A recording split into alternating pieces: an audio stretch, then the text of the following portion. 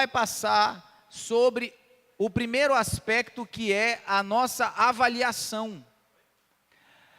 Para que eu possa de fato começar a melhorar, para crescer no que se tange à questão maturidade, o primeiro passo que eu tenho que tomar é aprender a fazer uma avaliação assertiva sobre o nível de maturidade que eu estou caminhando ou não. Haja vista do que falamos, que maturidade espiritual ele não é um estado definitivo, não é uma realidade ora alcançada que você não a perde, ou que você não necessita mantê-la. E isso que eu estou falando aqui, apesar de parecer uma coisa meio que lógica, mas é um dos aspectos que mais faz com que pessoas comecem a decair no processo da maturidade. Por entender, por acreditar que essa maturidade ela não carece de uma manutenção. Então, eu preciso discernir que essa maturidade, ela necessita de um processo de manutenção. E eu só tenho como mantê-la se eu der continuidade ao meu processo de avaliação. Então, nós falamos acerca da importância de avaliarmos os nossos pensamentos. Falei que a tentação, ela é inevitável, mas o pecado, ele é uma... Amém ou não? Pecado ele é inevitável, a tentação é inevitável, mas o pecado ele é uma escolha. Então, o que eu permito ficar nos meus pensamentos? Você ser bombardeado por setas, por pensamentos malignos, isso pode acontecer com qualquer pessoa, mas o quanto você permite esses pensamentos permanecerem na sua mente, isso é uma responsabilidade sua. Falamos sobre as atitudes, que é o comportamento instantâneo, aquilo que nós expressamos antes que nós sejamos capazes de compor uma linha de raciocínio, as ações de reflexo que a gente manifesta em situações de risco, em situações de pressão. Olhe para mim, as pressões, elas são um ambiente melhor para que eu e você possamos fazer as avaliações acerca da maturidade ora alcançada. No estado em que as coisas, de certa maneira, caminham dentro de uma normalidade, muitas vezes o que nós precisamos ser provados para que vejamos verdadeiramente sobre quais fundamentos o nosso sistema de crença está estabelecido, isso já é assunto que eu vou começar a tratar agora. As pressões, elas precisam ser bem desenvolvidas. É importante nós aprendermos a usar desses momentos de pressão para fazermos essas avaliações de forma real. Porque uma coisa é você dizer que está preparado para lidar com a crítica, por exemplo. Outra coisa é você ser criticado. Uma coisa é você dizer que está preparado para ouvir alguém te desacatando. Outra coisa é você ser desacatado. Então, muitas vezes a gente se diz preparado para algumas realidades, só que isso é no campo da teoria. Quando chega o momento da prática, que as emoções, elas vão se manifestar junto desse processo, a razão ela não vai estar livre das emoções, elas vão estar lá, é nessa hora que eu preciso checar minha alma, para ver se esses aspectos estão bem equilibrados. As emoções, irmãos, elas nem são boas e nem são ruins. Como assim, pastor? Por exemplo, o ciúme. O ciúme é um sentimento, é uma emoção, sim ou não? Amém ou não amém? Agora eu pergunto, o ciúme é bom ou ruim? Quem acha que o ciúme é bom? Levanta a mão. Ninguém acha. Quem acha que o ciúme é ruim? Quem não acha nada? O irmão, ele deu a resposta correta. Depende. Depende do quê? Depende da intensidade. A Bíblia nos diz que o Espírito Santo tem ciúme de nós. Agora, quando o ciúme ele foge do controle, se torna possessão. Um sentimento de controle, de domínio. Aí ele não é bom. Por outro lado, também, a ausência de ciúme, talvez ela possa estar manifestando uma falta de cuidado. Uma falta de zelo. Né? Pode ser caracterizado. Então, todas as emoções, elas precisam ser avaliadas, não é? Para que a gente possa utilizar ou se beneficiar da sua manifestação de forma positiva. Por exemplo, outro exemplo que é interessante também, a paixão. A paixão, ela é boa ou ela é ruim? A resposta é a mesma, depende. Depende, se a paixão ela se torna excessiva, ela pode se tornar uma coisa doentia. Por outro lado, a ausência de paixão faz com que uma relação conjugal, por exemplo, ela perca a vida, vamos dizer assim, eu vou usar um termo, né, interessante aqui, perca o fogo que precisa existir. Cadê os irmãos casados aí da glória a Deus, irmão? Meu Deus, acho que está faltando paixão aí, irmão. Hã? Então, esse tipo de realidade é que a gente avalia dentro desse atributo das atitudes, essas manifestações espontâneas que eu preciso avaliar. Comportamento, falamos, que são os comportamentos aprendidos, práticas aprendidas, que nós precisamos verificar se elas não precisam mudar. Eu dei o exemplo da mentira. A pessoa liga lá na sua casa e fala assim, eu quero falar com fulano, ele está aí. Aí você olha para quem atendeu o telefone e diz assim, fala que eu não estou. É mentira, você está lá, você tem que atender. Ou então você fala que eu não quero conversar agora não, estou ocupado. Mas a mentira, ela não pode se tornar um comportamento cotidiano. Se existe algum comportamento pecaminoso, que ele está ali presente na sua vida, isso tem que ser avaliado. Isso são os ambientes que eu vou avaliar. Pensamentos, atitude e comportamento. Avaliando isso, eu vou ter noção de olhar para aquela régua, lembra da régua que eu falei para vocês? De quem que eu estou mais perto? De Adão ou estou mais perto de Jesus? Os meus pensamentos, as minhas atitudes e os meus comportamentos, eles estão me conectando mais a uma manifestação de imaturidade ou maturidade? Então é isso que nós vamos avaliar. E dentro desse processo, quando eu consigo avaliar meus pensamentos, minhas atitudes e meu comportamento, eu vou partir para um caminho de reparação. Como nós vamos começar esse caminho de reparação? Nós vamos começar esse caminho de reparação aqui em 2 Timóteo, capítulo 3, verso 10, aqui eu já entro propriamente na matéria de hoje.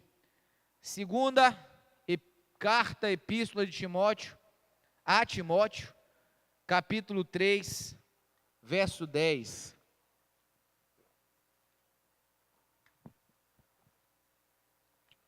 Quantos acharam? Diga amém. Quem ainda não achou, eu vou esperar você encontrar. Segunda carta a Timóteo, capítulo 3, verso 10.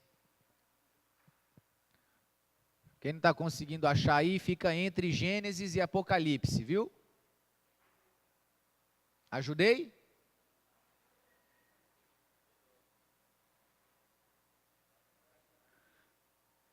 Segunda Timóteo 3,10 diz assim: Tu, porém, tens seguido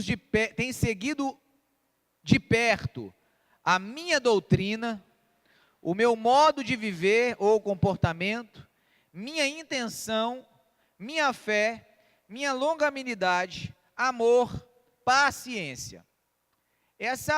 Esses elementos que Paulo pontua aqui para Timóteo, esses 7 elementos, ensino, procedimento, propósito, fé, paciência, amor e perseverança, esses 7 elementos aqui vão nos falar de níveis de que um relacionamento de discipulado ele caminha. Nós não vamos falar de discipulado agora, então eu não vou falar dos 7, mas eu quero falar de uma coisa chamada sistema de crenças. O sistema de crenças, ou aqui apontado como fé, é o lugar onde as mudanças permanentes precisam começar. Não é incomum encontrar pessoas e conversar e para tratar da seguinte situação: pastor, eu estou com muita dificuldade para mudar um determinado comportamento. Ou algumas pessoas que parecem não conseguir mudar as motivações das suas ações. Sabe, muitas vezes, irmãos, nós conseguimos maquiar ou disfarçar as nossas intenções através de boas ações. Você entendeu o que eu falei? Eu vou dizer de novo. Muitas vezes, nós somos capazes de disfarçar as nossas reais intenções atrás de boas intenções. Aqui eu quero fazer nota de um texto de João, onde o apóstolo narra o episódio em que Jesus, eu vou ler, João 12, 3 ao 6, diz assim: Maria pegou uma libra de bálsamo de nardo puro, um óleo perfumado muito caro, João 12, do verso 3 ao verso 6, ungiu os pés de Jesus e os enxugou com seus cabelos, e a casa encheu-se com a fragrância daquele bálsamo. Mas um de seus discípulos, Judas Iscariotes, filho de Simão, que mais tarde iria traí-lo, objetou: por que este bálsamo perfumado não foi vendido por 300 dinheiros e dado aos pobres? Ele não disse isso por se importar com os pobres, mas porque era ladrão, sendo responsável pela bolsa de dinheiro, frequentemente tirava o que nela era depositado. Boas ações disfarçando intenções questionáveis, no mínimo. Então nós precisamos discernir que isso é possível de acontecer. Eu nem vou falar da questão de palavras, né?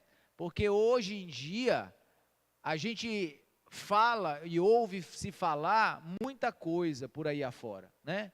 Então, as mudanças permanentes na nossa vida, elas precisam começar desse lugar chamado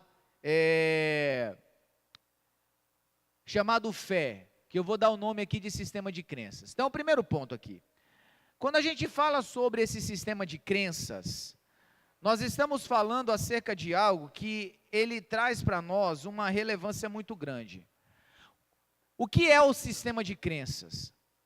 O sistema de crenças, a convicção da verdade relativa a Deus, de quem Ele é e da sua obra através de Cristo. Nesse nível, nós vemos o ponto-chave dos outros três. Nosso sistema de crenças é o que fundamenta todo o resto. No que realmente acreditamos? Será que realmente acreditamos no perdão? Realmente acreditamos na essência do amor? Realmente acreditamos no mundo vindouro? Esperamos por Cristo Jesus?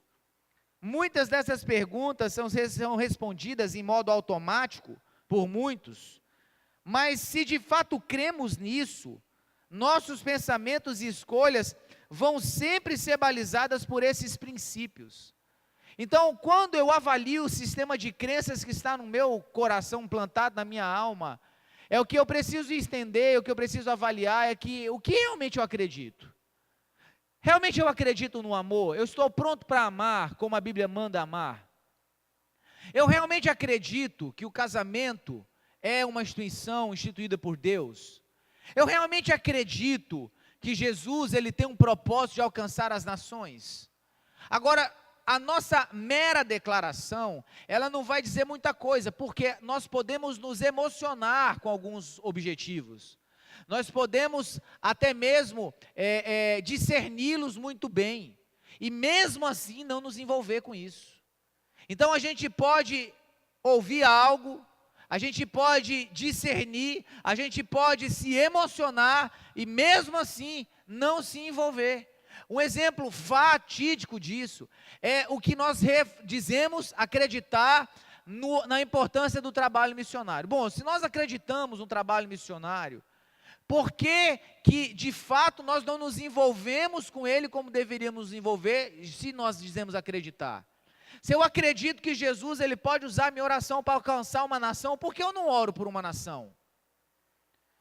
Se eu acredito verdadeiramente que o Senhor ele quer salvar meninas lá no Nepal, lá em Bangladesh, no Camboja, lá na Romênia, na África, se eu acredito que essas meninas, elas verdadeiramente precisam ser salvas, por que eu não me movo para fazer absolutamente nada em função desse objetivo? Se eu acredito que Jesus ele quer fazer uma obra aqui na cidade de São Luís, se ele quer fazer um avivamento nesse lugar, por que eu não oro por isso? Por que que eu não me coloco, eu não me direciono a esse objetivo com mais eficiência, com mais profundidade, com mais dedicação? Então, o que nós dizemos crer muitas vezes, isso não é certificado pelo nosso conduta e comportamento. E isso traz uma incoerência muito grande. Então, o meu sistema de crenças, ele tem que ser checado. Se eu acredito que Jesus tem poder para salvar o ímpio, por que que eu não prego para ninguém? Se eu acredito no poder do perdão, por que eu ainda guardo mágoa das pessoas? Então são coisas das quais a gente convive com elas. A gente até fala sobre elas. Porém, isso não fez com que no meu interior uma atitude prática se revelasse. Então a gente diz acreditar em muita coisa, só que esse acreditar, ele é só no campo das ideias. E esse é que é o problema. Quando Paulo ele vai pontuando essa escala, ele fala, olha, vocês conhecem, você, Timóteo, acompanhou as minhas palavras, mas você não acompanhou só isso, você acompanhou o meu comportamento. Mas você não viu só isso, você viu as minhas intenções, mas no varoma aqui, você também viu a minha fé. Ou seja, o sistema de crenças que eu tenho, é isso que vai definir as minhas intenções verdadeiramente. As minhas intenções, o meu sistema de crenças, é o que vai nortear o meu comportamento. É o meu sistema de crenças que vai trazer autoridade para o que eu falo. Então, muitas vezes a gente vê pessoas dizendo assim, irmão, teve uma época, eu não sei se ainda está assim hoje, né? Mas lá em Brasília teve uma época do dizer que eu sou servo. Ah, eu sou teu servo, e eu sou servo, e eu só estou aqui para servir, e eu servo porque eu sirvo porque eu sou servo, e eu sou servo porque eu quero servir, e aí a agonia, eu estava já angustiado com esse negócio de sou seu servo. Toda hora você encontrava alguém, a primeira coisa que a pessoa fala, não, eu não quero fazer nada não, eu sou servo, eu quero só ser. Então para de falar e vai servir, uai. Que tanto ficar trocando trambeta para dizer que é servo.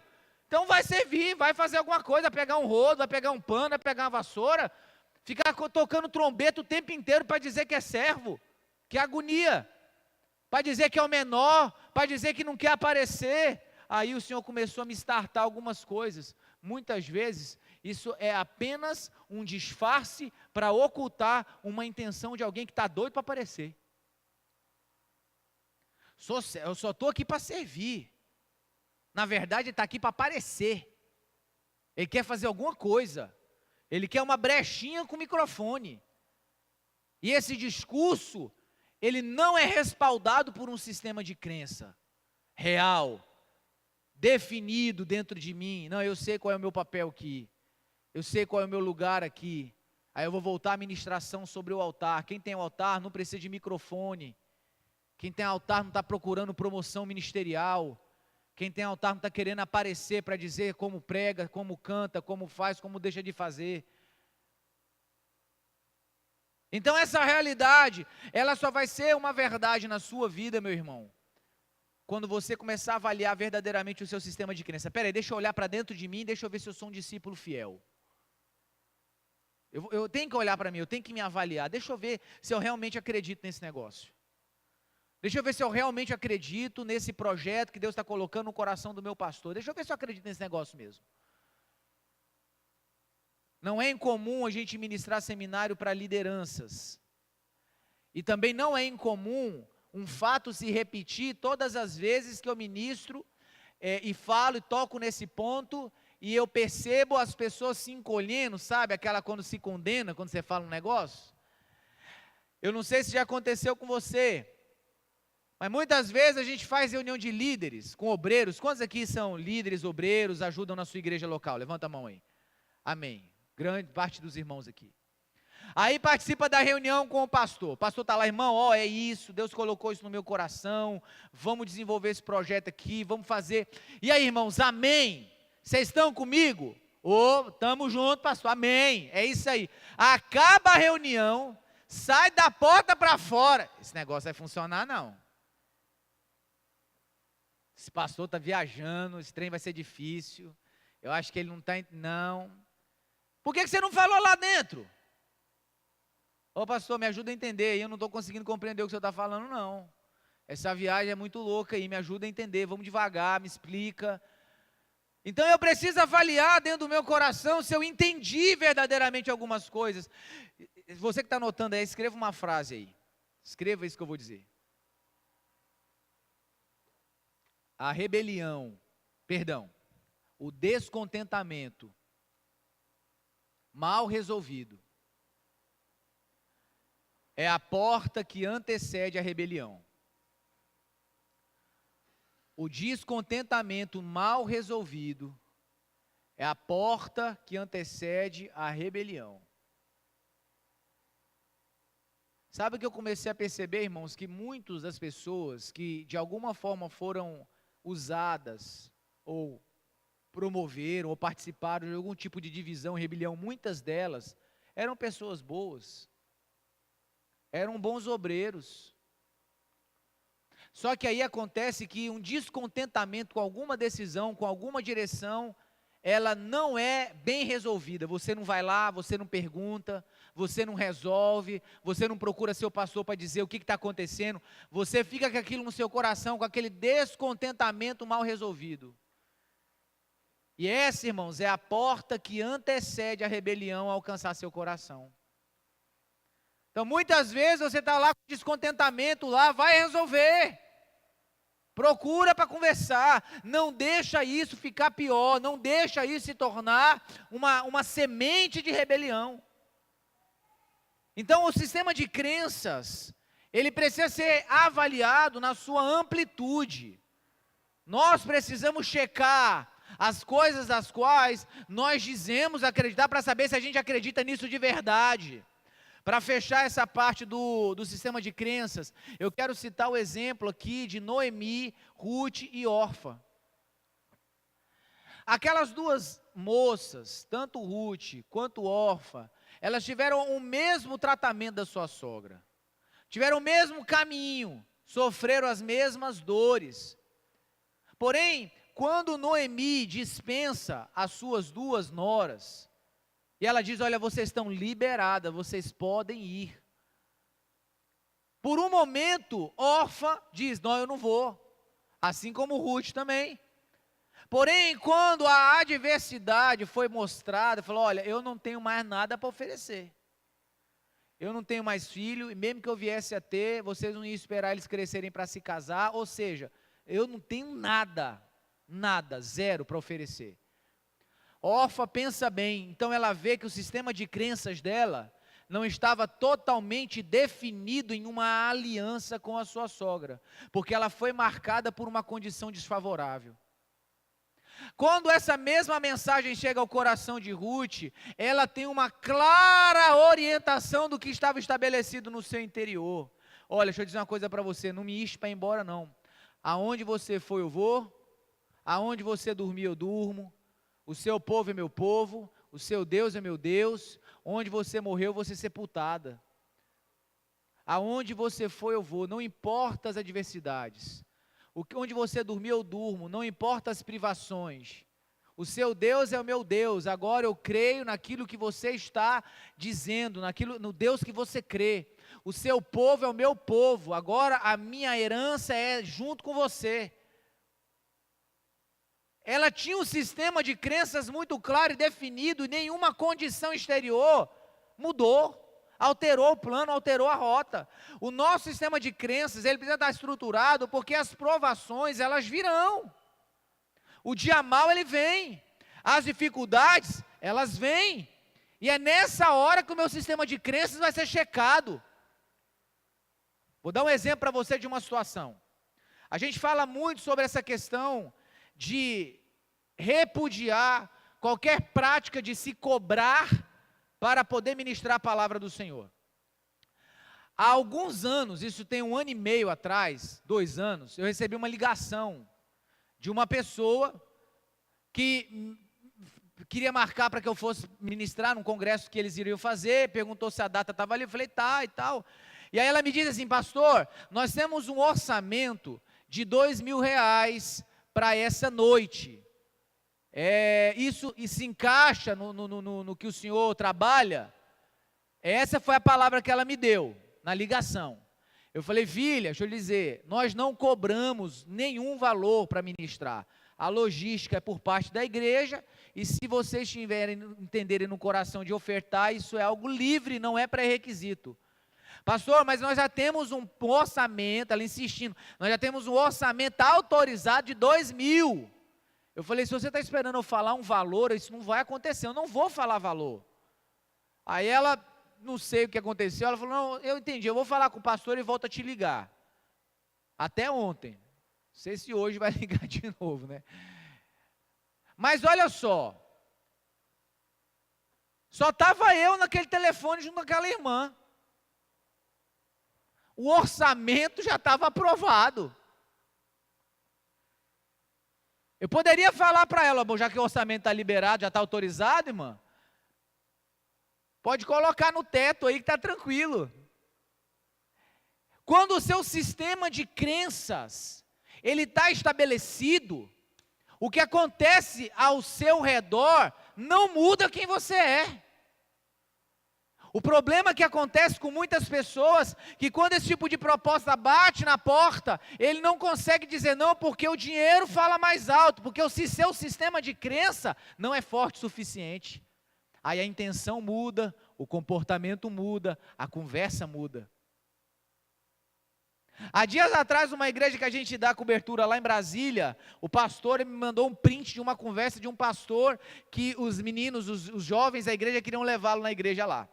Pastor de YouTube, essa galera que gosta muito de YouTube, né? Que ninguém sabe de onde é a igreja, quem é o pastor, o cara aparece no YouTube do nada e todo mundo começa a achar que a pessoa é o cara, porque fala melhorzinho do que os outros, tem uma conversinha de reino, né? Irmão, é tudo igual, você já percebeu? É aquela luzinha diferenciada, aquela meninada sentada no chão, porque tem que descaracterizar a igreja, né? Aquele púlpitozinho mais simples, o cara com aquela conversa, não é? A camisinha abotoada até o último botão, cabelinho degradê, aí começa com aquela conversa, uau, é de Deus. Aí um desses presepados aí, manda mensagem, pastor, como é que é para o senhor vir ministrar? Eu falo, olha, a passagem para a gente ir, o lugar para a gente ficar hospedado, até aí tranquilo. Aí ela falou, e a questão da oferta, como é que é? Ele falou, olha, geralmente as igrejas que, na verdade falou com o assessor, né, porque essa galera mais chique assim tem assessor, né. Aí, foi lá, é o seguinte, as igrejas geralmente ofertam entre 2.000 e 2.500 na vida do pastor, né? Mas é de acordo com a capacidade da igreja. Aí a jovem, né, falou, mas a gente conseguiu levantar R$1.000, por R$1.000 o pastor vem? Aí a assessora respondeu, olha, por R$1.000 não tem como a gente fechar. Era pela condição da igreja, né? Agora já não pode fechar. Mas o mais interessante, Rogério, foi a justificativa. A justificativa foi assim, não pode ir porque seria injusto com as outras igrejas que já ofertam 2.000, 2.500. É uma injustiça. Ele não pode ser injusto. Eu não sei se é de rir ou se é de chorar, irmão. Então, assim, o sistema de crença, ele tem que estar estabelecido. Aí a gente foi conversar com a jovem e falou, olha filha, se você vai no açougue, você não vai encontrar pão. Açougue vende carne. Para de procurar no lugar errado. Esquece a galera. Eu tenho 30 nomes para te dar de gente séria, de gente comprometida com a palavra. Você quer comprar pão? Vai na padaria. No açougue você compra carne. Então é o lugar que você está procurando. Essa realidade do nosso sistema de crença, irmão, tem que estar estabelecido. Amém? Ficou claro isso? As mudanças permanentes, elas começam com mudanças nesse lugar. Se nós queremos trabalhar um curso de maturidade espiritual, é aí que você tem que começar a mudar. Não é mudar seu discurso, não é mudar a sua fala, não é mudar o seu jeito de agir, não é tentar manipular o que você talvez está no seu coração. Você tem que mudar o seu sistema de crença. Deixa eu dar mais um testemunho sobre isso para ficar mais enfatizado. Uma outra igreja que a gente acompanha lá também, um dia, um dos ministros de louvor, escuta essa, Guilherme. Um dos ministros de louvor, ele disse assim, me ligou, falando assim, pastor, ligou para mim, não ligou nem para o pastor da igreja, ligou para mim. Falou, pastor, eu quero sair da igreja. estou querendo sair da igreja, não vou ficar aqui mais não. Eu falei, mas por que você quer sair da igreja? Mas o que está acontecendo? Aí ele falou assim para mim, meu líder de louvor, fulano de tal, tem 3 domingos que ele não deixa eu tocar. Esse menino, ele é um músico, assim, excepcional, ele toca de tudo coloca na mão do menino, ele toca, até dá medo às vezes, né? Assusta, né? Ele é muito talentoso, muito preparado, né? E aí ele sentiu aquela conversinha, estou querendo matar meu ministério, tem 3 domingos que ele não deixa tocar. Aí eu falei para ele assim, cara, deixa eu dizer uma coisa para você aqui, ó, eu já gostava do seu líder de louvor, velho, eu já gostava desse menino, mas agora eu virei fã dele. Oh, mas pastor, como assim? Ele teve coragem de colocar você no banco, cara, ele teve coragem de parar você, porque você acha que é a estrela do time, você acha que é o cara. Deixa eu dizer uma coisa para você, igreja não precisa de estrela não, filho, igreja precisa de adorador, e você não entendeu nada do que é ser isso, você não está querendo adorar, você está querendo fazer espetáculo, você quer fazer show, para com isso. Então ele está guardando a igreja de ouvir um cara carnal, que é você, e ele está guardando você porque você não entendeu o que precisa para estar lá no altar, não. O dia que você estiver sentadinho no banco, adorando, feliz, alegre, celebrando a Deus, lá da cadeirinha, talvez você vai estar preparado para subir de novo, talvez. Então, baixa a bola. Graças a Deus ele ouviu, ficou mais uns 3 domingos sem tocar, e depois a coisa foi ajustando de novo, ele entendeu que a coisa não é desse jeito. Mas você entende onde eu estou querendo chegar? Não adianta tentar ter essa conversinha de sou seu servo, não adianta essa conversinha de não, eu estou aqui para ajudar, não adianta, não meu irmão, vai para a raiz, você tem que mudar lá dentro. Será que no fundo você está querendo um microfone não? Será que no fundo você não está querendo é aparecer? Será que no fundo você está querendo é ser servido? Será que lá dentro, o que você está querendo de verdade? Começa por isso. Vamos avançar. Uma vez que esse processo ele se desenha na nossa vida, a gente vai começar então a assumir um caminho de maturidade. Eu queria que você abrisse comigo a sua Bíblia em Efésios capítulo 4.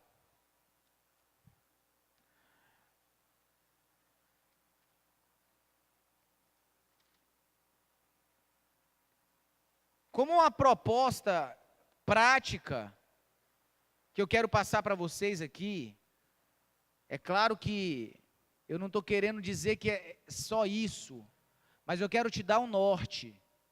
Efésios capítulo 4, a partir do verso de número 11. Nesse texto, foi um dos textos que o Senhor ele começou a gerar no nosso coração como caminho para a maturidade. Então, lá no início nós conceituamos a maturidade, depois nós entendemos como avaliar, como medir, como discernir o nível de maturidade que eu posso estar andando ou não. E agora então nós estamos traçando uma rota para a partir do lugar onde eu estou, eu saber que passos dar para melhorar. Então, ok, pastor, fui lá, chequei o meu sistema de crenças, eu notei que muitas das coisas que eu estou dizendo, na verdade eu não acredito assim nelas, não. Eu já verifiquei que ainda tem algumas coisas na minha vida que tem que mudar, que, para falar a verdade, pastor, eu sou um pouco vaidoso, eu gosto de ser mimado às vezes, sabe, que às vezes eu chego na igreja, eu quero atenção, eu quero que as pessoas venham me abraçar, eu tenho estratégia para os irmãos, né, que vão para a igreja, que sentem essa carência, quando não é abraçado, quando alguém não fala com ele. Faz uma camiseta escrita assim, ó, me deem um abraço. Porque aí a gente vai entender que você está num momento especial da sua vida. Não é errado. O problema é que muitas vezes a gente chega na igreja e pergunta para você está bem? Ah, eu estou bem. Aí na outra semana o irmão está lá, brabo, no Facebook, no YouTube, no Trend Digital, o WhatsApp, bravo lá, porque essa igreja, esses irmãos, uai, não tem como adivinhar, eu fui lá perguntar se você estava bem, falou que está bem para mim, você está bem, então tá bom irmão, então amém, vamos continuar a caminhada. Agora se você não está bem tem que falar, irmão você está bem? Não pastor, não estou bem não, então opa, então vamos sentar aqui, vamos tomar um suco, vamos conversar, vamos ver o que a gente consegue resolver não é? Ou se existe uma carência emocional, que talvez você ainda não conseguiu suprir, faz essa camisa. Todo domingo vai ter uns 10 irmãos para te abraçar. Amém? Se tiver alguém assim no nosso meio, você me avisa que no final da aula, eu vou colocar você aqui no meio, todo mundo vem abraçar você. Abraço de urso, todo mundo, aquele amor sendo transmitido. Uai, a gente precisa ser mais sincero, irmão, o que eu quero dizer é isso, sabe? Às vezes a gente fica escondendo as coisas, guardando as coisas. Seja sincero. Procura a pessoa e fala, olha, eu estou mal, não estou bem, eu estou meio chateado, estou meio... Sabe, conversa. Amém ou não? Então, esse caminho de maturidade, ele precisa ser discernido e nós precisamos dar passos. Vamos ler o texto aí, Efésios capítulo 4, verso 11. E ele mesmo deu uns para apóstolos, outros para profetas, outros para evangelistas, outros para pastores e mestres, querendo o aperfeiçoamento dos santos. É o que a gente quer também, amém ou não? Para a obra do ministério, para a edificação do corpo de Cristo. Até que, aí ele vai pontuar 4 aspectos importantes aí. Até que todos cheguemos à unidade da fé, ao conhecimento do Filho de Deus, a homem perfeito, algumas versões vai estar maturidade, algumas versões vai estar a perfeita varonilidade, ok? À medida da estatura de Cristo. Qual é a referência? Cristo. Amém ou não? Que nós falamos na régua aqui, a referência é Cristo. Nós temos que olhar para Ele, é nele o nosso padrão. Segue o texto, verso 14. Para que não sejamos mais meninos inconstantes, imaturos, levados em roda por todo o vento de doutrina, pelo engano dos homens que com astúcia enganam fraudulosamente, antes, seguindo a verdade, em amor cresçamos em tudo naquele que é a cabeça, Cristo, do qual todo o corpo, bem ajustado, ligado pelo auxílio de todas as juntas, segundo a justa operação de cada parte, faz aumento do corpo para a sua edificação em amor. E digo isso e testifico no Senhor, para que não andeis mais, como andam também os outros gentios, na vaidade da sua mente, entenebrecidos no entendimento, separados da vida de Deus, pela ignorância que há neles, pela dureza do seu coração, os quais, havendo perdido todo o sentimento, se entregaram à dissolução, para com avidez cometerem toda a impureza. Mas vós não aprendestes assim a Cristo, se é que o tendes ouvido e nele fostes ensinados, esta é a verdade, está a verdade em Jesus, que, preste atenção agora nos versos 22 até o 24, que, quanto ao trato passado, vos despojeis do velho homem, que se corrompe pelas concupiscências do engano, e vos renoveis no espírito da vossa mente, ou do vosso entendimento, de acordo com a versão que você usar. E o 24, e vos revistais do novo homem, que segundo Deus é criado em verdadeira justiça e santidade. Bom, olha para mim aqui agora, deixa eu trabalhar com vocês os pontos. Primeiro, o apóstolo Paulo vai nos falar sobre os ofícios. O apóstolo, o profeta, o mestre, o evangelista e o pastor. E ele diz que esses ofícios foram entregues para que os santos fossem aperfeiçoados. O objetivo é claro, alcançar alvos específicos voltados a Jesus, aperfeiçoamento, amadurecimento, não sermos inconstantes, como meninos, como imaturos, que o seu sistema de crenças não está definido, então ele anda de acordo com a circunstância que está ao seu redor. Então ele vem dizendo aqui para mim e para você, dizendo o comportamento de um povo ímpio, e ele fala, olha, os ímpios, eles agem assim, assim, assim, características que estão ligadas àqueles que não têm a Cristo em seus corações, e aí ele diz para mim e para você, a igreja, vocês não aprenderam assim a Cristo, não foi isso que ele vos ensinou, o sistema de crença sendo formado, e aí ele pontua com uma pergunta que você precisa se fazer, se é que nós somos ensinados nele. Aí mais uma vez reforçando o que eu falei sobre a questão do que você realmente crê. Então, Paulo aponta um caminho, 3 passos. O primeiro passo, primeiro ponto, né? Eu coloquei como ponto. O primeiro ponto, despojar, despir, desnudar.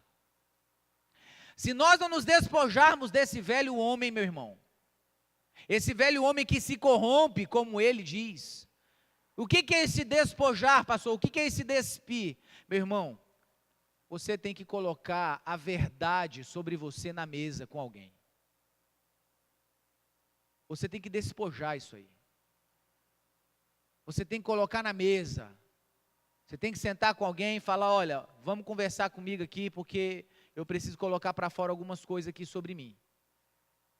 Eu tenho dificuldades, eu tenho situações na minha vida, eu preciso me desnudar dessa capa, dessa farsa que eu estou chamando de vida cristã. Eu preciso colocar aqui de verdade quem eu realmente sou. Eu compro e não pago, eu minto, eu sou um cara ignorante, eu sou uma pessoa que tem essa dificuldade, eu tenho que colocar na mesa. A gente vive uma vida mascarada, lembra da sala de espera da alma? Amém ou não? A gente vive uma vida, sabe, pontuada por uma falsa versão de nós mesmos. Onde a gente quer convencer as pessoas sobre uma pessoa que nós não somos. Essa conversinha mansa, esse papozinho espiritual, mas na verdade o seu coração e a sua mente está recheada de pensamentos perversos, irmão. Está na hora de desnudar. Não dá mais para andar fingindo ser uma coisa que não é. Você precisa, em primeira instância, se despir dessa farsa de uma pessoa espiritual que você não é. De um comportamento e uma conduta hipócrita. De uma falacinha mansa, mas em casa vira um tigre, um leão. Agressor, agressora. Não dá. O primeiro passo para você querer amadurecer, irmão, é isso. O segundo, renovar. Deixa eu lhe dizer uma coisa, sabe por que muitas pessoas não conseguem uma real transformação do seu comportamento? Às vezes o cara está orando, está lendo Bíblia, está se esforçando para ter uma vida espiritual, mas ainda assim parece que o negócio não vai, não rompe. Porque o renovar o entendimento, ele vem depois de despojar. Não se coloca remendo novo em tecido velho. Não se coloca vinho novo em um odre velho. Se ainda existem áreas da sua vida que você não despiu dela, não despojou dela, se ainda existe, está presente lá, isso daí, querido, vai ser como o ralo da sua vida espiritual. É encher um saco vazio, um saco furado, quer dizer. Você coloca, mas parece que não vai, não avança, não progride, porque tem coisa errada. Então, renovar agora vai ser útil na sua vida, quando você se despiu, quando você se despojou, quando você colocou na mesa quem você é. Agora a renovação da mente vai funcionar. E como que é o processo da renovação da mente? Irmão, aí entra aquilo que a gente chama de práticas espirituais. Aí vai entrar a oração, aí vai entrar a leitura da palavra, decorar versículo, a adoração, oração em línguas. Aí vamos renovar a mente. Eu já estou despojado daquela velha natureza, eu não estou vivendo um disfarce, eu já estou aqui nu diante do Senhor, agora eu vou começar a renovar aqui, ó. Não, agora eu vou ter novos pensamentos, novas ideologias, novas perspectivas, novos horizontes, novas formas de ver as pessoas, de ver as coisas, nova maneira de enxergar. Então eu vou renovar. E a terceira etapa é se revestir. Quando eu me despojei do que era ruim, carnal, renovei a minha mente, agora eu vou me renovar do que é novo. Eu vou me renovar desse novo homem, que segundo Deus, é criado em verdadeira justiça e santidade. Aí os meus valores foram completamente modificados. Esse novo homem, ele não mais convive com o pecado, sabe, comum na sua vida. Esse novo homem não vive mais com a justiça. Esse novo homem não consegue conviver mais com aquilo que não procede de Deus.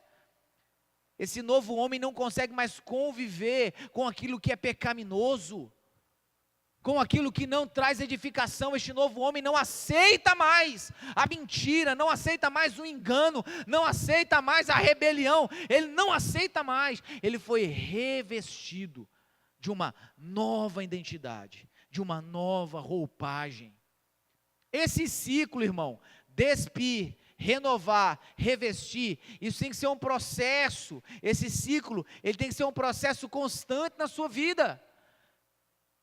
Todas as vezes que você olhar no espelho, que você fizer uma avaliação da sua vida, que você for ali identificar, cara, onde é que eu estou errando? Eu não vou me acostumar com a minha vida cristã. Eu não quero ficar acostumado, eu não quero ficar, sabe, ali, enterrado em uma vida, sabe, fingida, na mesmice. Não, eu preciso me avaliar. Se você não faz isso, irmão, você tem que criar esse hábito. Toda semana você tem que tirar um dia e dar uma avaliada. Deixa eu ver, como é que eu estou tratando meu marido? Como é que eu estou tratando minha esposa? Como eu estou tratando meus filhos? Como eu estou tratando meus pais? Como eu estou tratando meu pastor? Como eu estou me relacionando com os meus irmãos biológicos, da fé? Como que eu estou como funcionário? Será que eu estou sendo uma pessoa, um bom funcionário, um bom trabalhador? Ou eu sou daqueles que tira a cópia do trabalho da faculdade lá na impressora sem pedir permissão? Eu sou daqueles que aproveita o horário do trabalho para ficar na internet, no Facebook, no WhatsApp. Ah, pastor, mas todo mundo faz. Nessa matemática aí tem muita gente que vai para o inferno também. Todo mundo faz. Ninguém nunca foi pego. Ah, você está esperando ser pego então? Sabe, irmãos, integridade não se negocia. Valores não se negociam. Você não precisa que seu pastor te ligue todo dia para saber se você foi honesto. Você não precisa que seu pastor te ligue todo dia para saber se você foi uma pessoa verdadeira. O que você precisa é decidir ser maduro. Essa é uma decisão que ninguém pode tomar por você. Ninguém pode tomar essa decisão por você. Essa é uma decisão que você precisa tomar sozinho. Ou você continua menino, ou você decide crescer.